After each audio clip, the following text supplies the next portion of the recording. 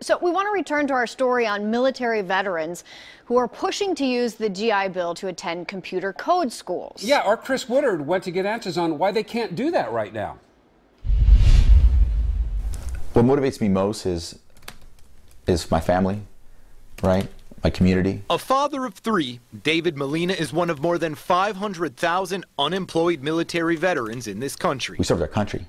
You know, our government needs to do its job now.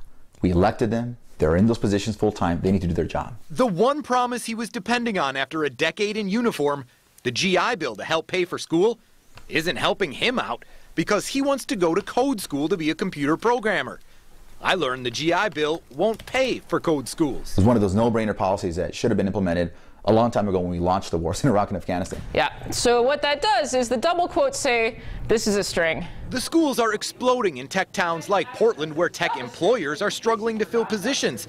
They're generally 2 to 4 month programs that cost a fraction of what a 40-year school does. So code school trains people so that they're extremely hireable straight out of code school. So I reached out to the VA in Washington, D.C. for answers.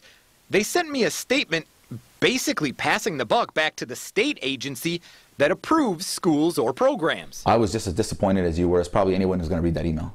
We expected a better response. I learned schools like Code Fellows in Portland aren't even looking for that state approval because it's not practical for their quickly changing curriculum. No one course is exactly the same. And when you have accreditation so that people can use the GI Bill at your school, your curriculum becomes frozen in a sense. The big problem that we have is a policy in place with the new GI Bill and government, this red tape, that won't adapt and won't be flexible enough for current modern times. And Molina has been lobbying for this change all the way from his home here in Southeast Portland to Washington, D.C., but he's also sick of waiting. Yeah. He started his own nonprofit that's going to begin accepting donations tomorrow.